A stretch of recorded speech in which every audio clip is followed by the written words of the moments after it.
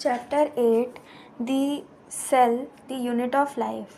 तो NCERT reading करते हैं। When you look around you see both living and non living things. जब आप इधर उधर देखते हैं तो आपको देखने को लिविंग थिंग्स और नॉन लिविंग थिंग्स दोनों ही मिलती हैं। You must have wondered and ask yourself. तो आप खुद से ज़रूर आप पूछते होगे कि what is it that makes an organism living, or what is it that inanimate thing does not have which a living thing has। तो ये जो लाइन है इसमें एक वर्ड दिया गया है inanimate thing। तो inanimate का मतलब होता है नॉन लिविंग थिंग, और एनिमेट इसमें दिया नहीं हुआ है, बट एनिमेट का मतलब होता है लिविंग थिंग। तो इस पैराग्राफ में ये दिया हुआ है कि ऐसी क्या चीज़ है, आप ये सोचते होगे, जो लिविंग में है बट नॉन लिविंग में नहीं है, और नॉन लिविंग में है बट लिविंग में नहीं है। तो the answer to this is the presence of basic unit of life the cell. तो इसका आंसर ये है कि जो बेसिक यूनिट ऑफ लाइफ होता है हमारा लिविंग थिंग्स का, वो होता है सेल। जो सेल है वो नॉन लिविंग थिंग्स में नहीं होता। All organism are composed of cells. सारे लिविंग ऑर्गेनिज्म सेल से बने होते हैं।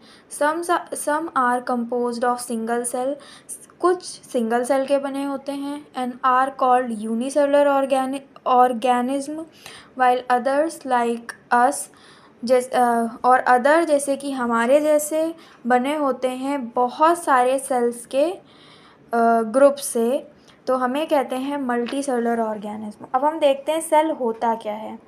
Unicellular organism are capable of independent existence and performing the essential functions of life.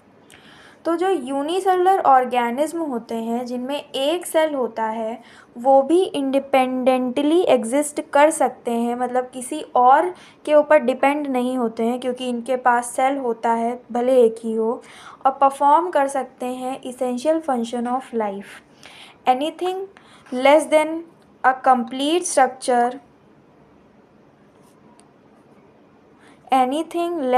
Complete structure of cell does not ensure independent living.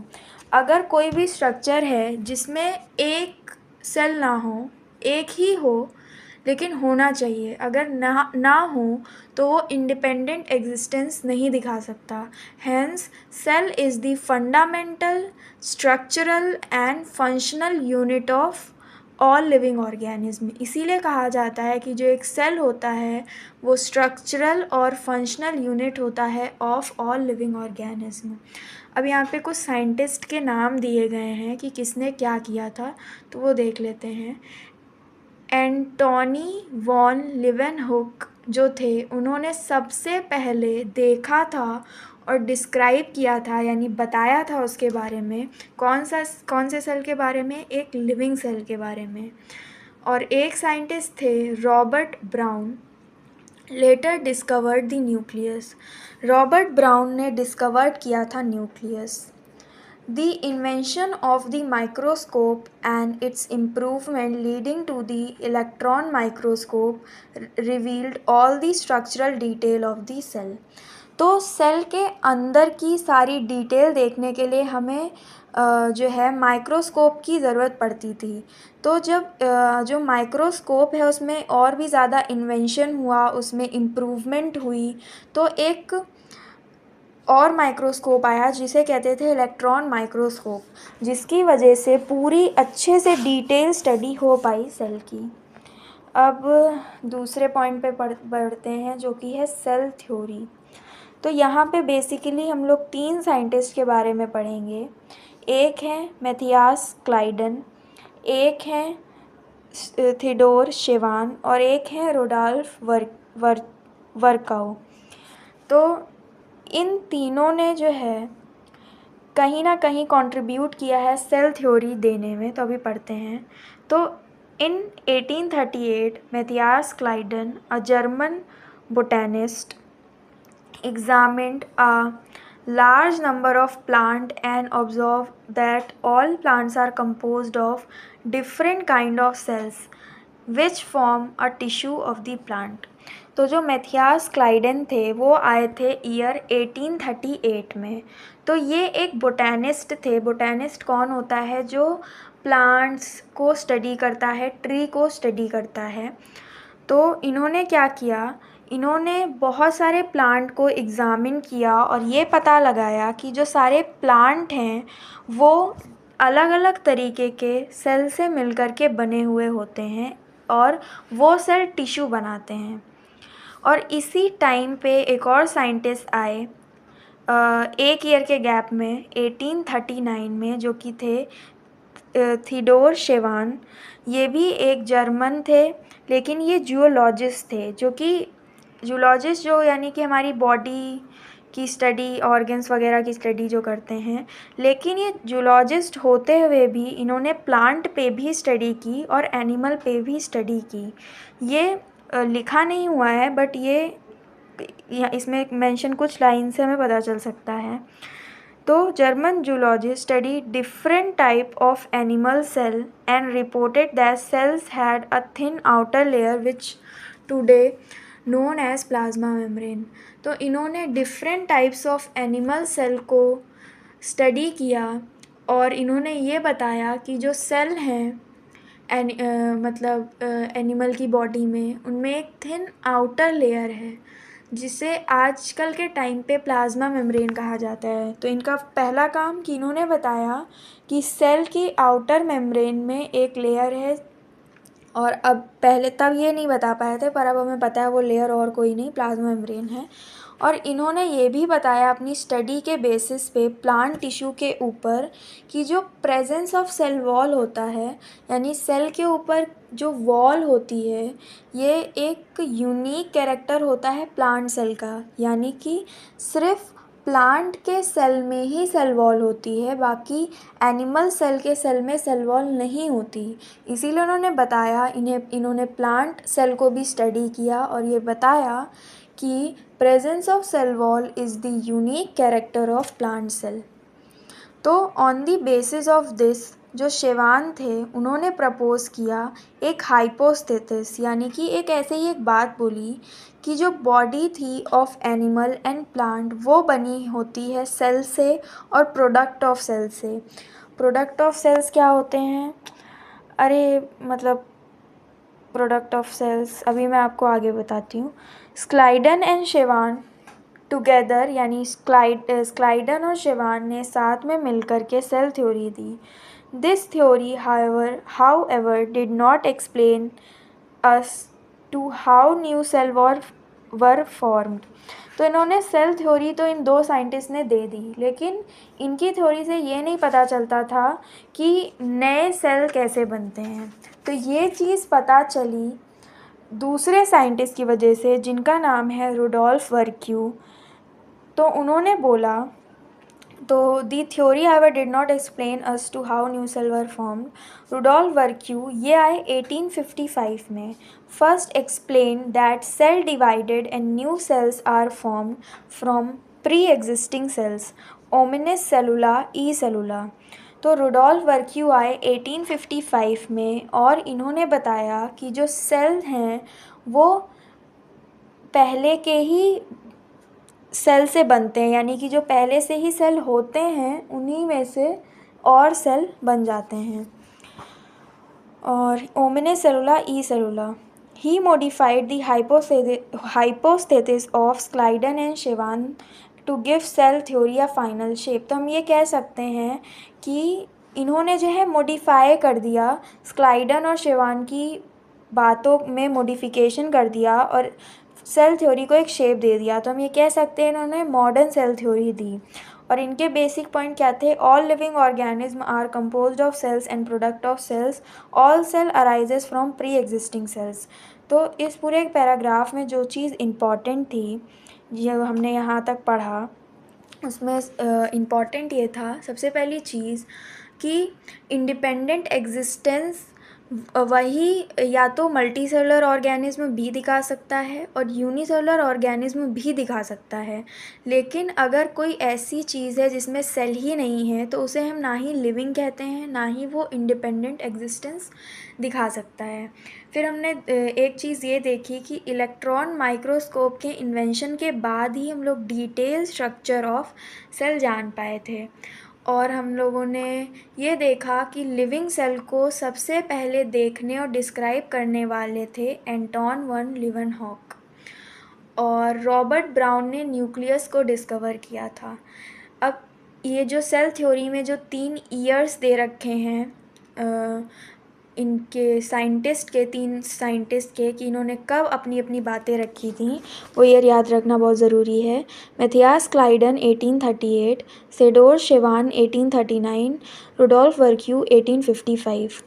तो Matthias क्लाइडन और थेडोर शेवान दोनों ही German थे, और क्लाइडन थे बोटेनिस्ट और शेवान थे जूलॉजिस्ट। अब अगर हम लोग पूरा नाम नहीं याद कर सकते तो लास्ट का सरनेम से याद कर सकते हैं, क्लाइडन और शेवान। वर्काउ आए 1855 में, तो इनका ये कहाँ से थे कहाँ से नहीं वो नहीं लिखा हुआ है। अब इन्होंने क्या बताया था, इन्होंने सिर्फ प्लांट पे स्टडी की मैथियास क्लाइडन ने। तो इन्होंने ये बताया कि प्लांट जो हैं सेल से बने हैं और वो सेल टिश्यू बनाते हैं। और शेवान ने बताया कि इन्होंने प्लांट और एनिमल दोनों पे स्टडी की। तो शिवान ने ये बताया कि जो सेल के ऊपर एक लेयर होती है, वो लेयर और कुछ नहीं, वो लेयर जो होती है एनिमल सेल में प्रेजेंट होती है। और जो सेल वॉल है वो यूनिक कैरेक्टर है ऑफ प्लांट सेल। और बताया कि सेल्स आर और ये बताया कि living organism are composed of cells and product of cells. Rudolf Virchow ने बताया कि new cell arises from pre existing cells, यानी ओमने सेलुला ई सेलुला। ये चीज़ लाइन याद करना बहुत ज़रूरी है। और इन्होंने बस यही ये 2-4 चीज़ें इसमें बस इस पैराग्राफ में इम्पॉर्टेंट हैं। अभी हम लोग प्रोकैरियोटिक सेल तक ही पढ़ेंगे। अब एन ओवरव्यू ऑफ सेल, तो इसमें हम एक सेल का ओवरव्यू ले रहे हैं, ऊपर से, अंदर से, बाहर से। You have earlier observe cell in an onion peel और a human cheek cells under the microscope. तो इसमें बेसिकली क्या किया जा रहा है कि एक अनियन का पील लिया जा रहा है, यानी छिलका लिया जा रहा है, और ह्यूमन का जो चीक होता है यानी गाल होते हैं, उनके जो सेल्स होते हैं उनको अंडर द माइक्रोस्कोप देखा जा रहा है। तो let us recollect there structure. अब देखा जा रहा है कि उनके क्या स्ट्रक्चर हैं। तो जो अनियन सेल है which is a typical plant cell, तो जो अनियन सेल होता है वो एक प्लांट सेल होता है। उसमें जो है सेल वॉल दिखाई दे रही है आउटर बाउंड्री की तरह, और as outer boundary the onion cell, which is a typical plant cell, has a distinct cell wall as its outer boundary, and just within it the cell membrane। तो जो onion cell है, जो कि एक plant का cell होता है, उसमें आउटर बाउंड्री का काम करती है सेल वॉल, और उसके अंदर आती है cell membrane. The cell of human cheek have an outer membrane as the delimiting structure of the cell।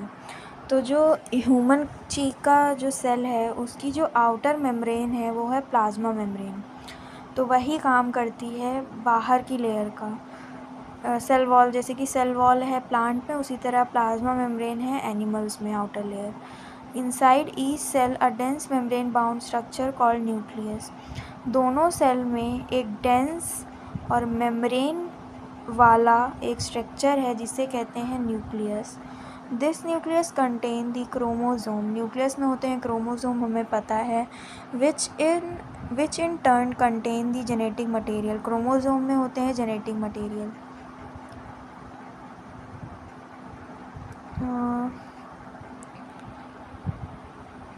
Chromosome which in turn contain genetic material. DNA ही होता है ना हमारा genetic material. Cells that have membrane bound nucleus are called eukaryotic, whereas cells that lack a membrane bound nucleus are prokaryotic। तो nucleus जो है membrane वाले भी हो सकते हैं और बिना मेम्ब्रेन वाले भी हो सकते हैं। मेम्ब्रेन बाउंड मतलब उनके ऊपर एक अलग से मेम्ब्रेन हो। तो ऐसे न्यूक्लियस जिनमें मेम्ब्रेन होती है, ऐसे न्यूक्लियस पाए जाते हैं यूकैरियोटिक सेल्स में, और जिनमें नहीं होती वो पाए जाते हैं प्रोकैरियोटिक सेल। प्रोकैरियोटिक सेल को बेसिकली बैक्टीरिया कहा जाता है। इसमें सिर्फ बैक्टीरिया आता है और कुछ नहीं आता। In both prokaryotic and eukaryotic cells a semi fluid matrix called cytoplasm. अंदर की जो मैट्रिक्स है दोनों की सेल की, उसे कहते हैं साइटोप्लाज्म, जो सबसे ज़्यादा वॉल्यूम ऑक्युपाई करती है सेल की, और इसको main arena of cellular activities कहा जाता है in both plant and animal cell. यानी कि साइटोप्लाज्म के अंदर ही सारी एक्टिविटीज़ होती हैं सेल की, इसीलिए इसको मेन अरीना कहा जाता है। ये बहुत ही इंपॉर्टेंट पॉइंट है। Various chemical reaction occurs in it to keep the cell in living state. Beside the nucleus, the eukaryotic cells have other membrane-bound distinct structure called organelles. तो न्यूक्लियस के अलावा eukaryotic cells में और भी membrane bound structure हैं जिन्हें कहते हैं ऑर्गेनेलीज, जो कि होती हैं endoplasmic reticulum, Golgi body, lysosomes, mitochondria, microbodies, vacuoles, ये सब पाए जाते हैं यूकैरियोटिक सेल्स में। ये ऑर्गेनेलीज हैं। The prokaryotic cells lack such membrane bound organelles. Prokaryotic cells में ऐसे मेम्ब्रेन बाउंड ऑर्गेनेलीज नहीं होती, बट इनमें सिर्फ एक ऑर्गेनेली होती है जो कि है राइबोसोम, और वो नॉन मेम्ब्रेन बाउंड होती है। तो ribosomes are non membrane bound organelle found in these cells both eukaryote as well as prokaryote। तो ribosome non membrane bound organelle है जो कि दोनों सेल्स में पाई जाती है। और within the cell ribosomes are found not only in the cytoplasm but also within the two organelles। तो जो राइबोसोम होता है वो यूकैरियोटिक सेल की दो ऑर्गेनेलीज में भी पाया जाता है, जैसे कि माइटोकॉन्ड्रिया में, रफ एंडोप्लाज्मिक रेटिकुलम में, और अगर प्लांट सेल की बात किया जाए तो उनमें राइबोसोम क्लोरोप्लास्ट में पाया जाता है। Animal cell contain another non-membrane bound organelles called centrosome which help in cell division। तो एनिमल सेल में एक और non membrane bound cell organelles है जिसे कहते हैं सेंट्रोजोम, जो कि सेल डिवीजन में हेल्प करती है। तो बेसिकली हमने क्या पढ़ा कि जो एनिमल का सेल होता है उसमें दो नॉन मेम्ब्रेन बाउंड ऑर्गेनेली है, एक है राइबोसोम और एक है सेंट्रोजोम। सेंट्रोजोम हेल्प करता है सेल डिवीजन में, राइबोसोम जो है प्रोटीन सिंथेसिस में हेल्प करता है। राइबोसोम सिर्फ साइटोप्लाज्म के अलावा और माइटोकॉन्ड्रिया में, रफ एंडोप्लाज्मिक रेटिकुलम में पाया जाता है। और अगर हम लोग प्रोकैरियोटिक सेल की बात करें तो उसमें सिर्फ एक नॉन मेम्ब्रेन बाउंड ऑर्गेनेली है जो कि राइबोसोम, और कोई ऑर्गेनेली इनमें है ही नहीं। प्लांट सेल में जो होता है वो राइबोसोम होता है और वो क्लोरोप्लास्ट में भी पाया जाता है। प्लांट सेल के जो सेल है वो बहुत ज़्यादा एक दूसरे से डिफरेंशिएटेड होते हैं on the basis of their size, shape और एक्टिविटीज़। फॉर एग्ज़ाम्पल जो माइकोप्लाज्मा है वो स्मॉलेस्ट सेल है पूरे वर्ल्ड का, पूरे मतलब जितना भी है, are only 0.3 millimetre in length. Mycoplasm, अब इनकी लेंथ जो जितनी भी लेंथ वगैरह दी गई है वो याद करना ज़रूरी है। तो इसमें माइकोप्लाज्मा दी स्मॉलेस्ट सेल, और ये स्मॉलेस्ट सेल है ये याद रखना ज़रूरी है, are only 0.3 micrometre in length, while bacteria could be 3 to 5 micrometre. Bacteria 3 से 5 माइक्रोमीटर है। Largest isolated cell, single cell जो है, सिंगल लिखा है, इस बात पे ध्यान देना ज़रूरी है। Largest isolated single cell is the egg of an ostrich. Among multicellular organism human red blood cells are about 7.0 micrometre in diameter. तो जो रेड ब्लड सेल्स है वो 7.0 माइक्रोमीटर है इन डायामीटर। नर्व सेल जो है लॉन्गेस्ट सेल है। Cell also vary greatly in their shape, they may be disc like, polygonal, columnar, cuboid, thread like और even irregular. तो जो they may be disc like polygonal, मतलब किसी भी शेप के हो सकते हैं सेल। इनका शेप जो है वो डिपेंड करता है कि ये कौन सा फंक्शन परफॉर्म कर रहे हैं उस पर। ये लाइन बहुत इम्पॉर्टेंट है। सबके साइज़, सबकी लेंथ याद करना इम्पॉर्टेंट है।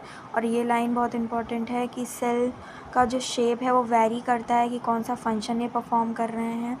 जो डायग्राम में ये सेल दिए गए हैं ये किस शेप के याद करना ज़रूरी है, तो ये आप खुद से याद कर लेना। अब प्रोकैरियोटिक सेल के बारे में पढ़ेंगे, बस फिर हमारा हो गया। प्रोकैरियोटिक सेल हमने पहले ही कहा कि ये represented by bacteria. Blue green अलगा ये बैक्टीरिया ही होता है। Mycoplasma and PPLO. PPLO basically पुराना नाम है माइकोप्लाज्मा का और माइकोप्लाज्मा नया नाम है। They are generally smaller and multiply more rapidly than eukaryotic cell. Prokaryotic cell छोटे होते हैं और मल्टीप्लाई करते हैं और ज़्यादा तेज़ी से than the eukaryotic cell. They may vary greatly in shape and size. Prokaryotic cell जो हैं बहुत ज़्यादा वेरी करते हैं शेप और साइज़ में। The 4 basic shape of bacteria are bacillus, coccus, vibrio and spirillum. तो अब जो इनके शेप दिए गए हैं, नाम है ये बैक्टीरिया के, बैसिलस, कोकस, विब्रियो, स्पाइरलम। अब इनके शेप याद करना ज़रूरी है, जैसे कि बैसिलस है रॉड लाइक, कोकस है स्पेरिकल, विब्रियो है कोमा शेप, स्पाइरलम है spiral. The organisation of prokaryotic cell is fundamentally similar even though prokaryotic exhibit a wide variety of shape and function. तो जो अंदर की ऑर्गेनाइजेशन होती है प्रोकैरियोटिक सेल्स की वो फंडामेंटली सिमिलर होती है, बल्कि जो प्रोकैरियोटिक सेल हैं वो वाइड वैरायटी ऑफ शेप और फंक्शन एग्जिबिट करते हैं। All prokaryotes have cell wall surrounding the cell membranes. हर प्रोकैरियोट में एक की आउटर लेयर होती है सेल वॉल, जिसके अंदर होती है cell membrane, except in mycoplasma, यानी कि माइकोप्लाज्म में सेल वॉल ही नहीं होती और ये स्मॉलेस्ट लिविंग सेल है। दी सेमी फ्लूइड मैट्रिक्स जो होती है filling the cell is the cytoplasm. हमने पढ़ाई था कि सेल के अंदर की मैट्रिक्स को कहते हैं cytoplasm. There is no well defined nucleus. Mycoplasma में प्रोकैरियोट में कोई वेल डिफाइंड न्यूक्लियस नहीं होता, यानी न्यूक्लियस में वॉल वो नहीं होती है मेम्ब्रेन। जेनेटिक मटेरियल जो होता है नेक्ड होता है, यानी कि अब जब न्यूक्लियस में कोई मेम्ब्रेन नहीं है तो जो जेनेटिक मटेरियल होता है वो किसी भी चीज़ से ढका हुआ नहीं, खुला हुआ होता है। And in addition the genomic DNA जो कि सिंगल क्रोमोसोम और सर्कुलर डीएनए वाला है, ये चीज़ याद करना बहुत ज़रूरी है कि सिंगल क्रोमोसोम और सर्कुलर डीएनए होता है यूकैरियोटिक सेल का। Many bacteria have small circular DNA outside the genomic DNA. Small छोटा और एक सर्कुलर डीएनए होता है जियोनिक डीएनए के बाहर, जिसे कहते हैं plasmid. Plasmid DNA confer certain unique phenotypic character. Plasmid में कुछ फिनोटाइपिक कैरेक्टर होते हैं, जैसे कि such bacteria one such character is resistant to antibody. एक कुछ ऐसा कैरेक्टर में से एक है कि ये एंटीबॉटिक्स के लिए रेजिस्टेंस का काम करते हैं। In higher class you will learn that this plasmid DNA is used to monitor bacterial transformation with foreign DNA. Plasmid का दो काम है, एक रेजिस्टेंट टू एंटीबायोटिक और दूसरा मॉनिटर करना bacterial transformation with foreign DNA. Nuclear membrane is found in eukaryote. अब nucleus के ऊपर मेम्ब्रेन होती है यूकैरियोट में, और न्यूक्लियस के ऊपर मेम्ब्रेन जो होती है उसे कहते हैं न्यूक्लियर मेम्ब्रेन। कोई भी ऑर्गेनेलीज नहीं होती हैं जैसे कि यूकैरियोट में होती हैं, वो प्रोकैरियोट में नहीं होती हैं except ribosome. Prokaryote have something unique in form of inclusion body होती हैं इनमें जो कि फूड रिजर्व करती हैं। Specialise differentiated form of cell membrane mesosome. तो जो सेल प्लाज्मा मेम्ब्रेन है वो अंदर की तरफ ढस जाती है और एक स्ट्रक्चर बनाती है मीजोसोम, किसमें, प्रोकैरियोटिक सेल में। is a characteristic of prokaryote. They are essential enfoldings of cell membrane.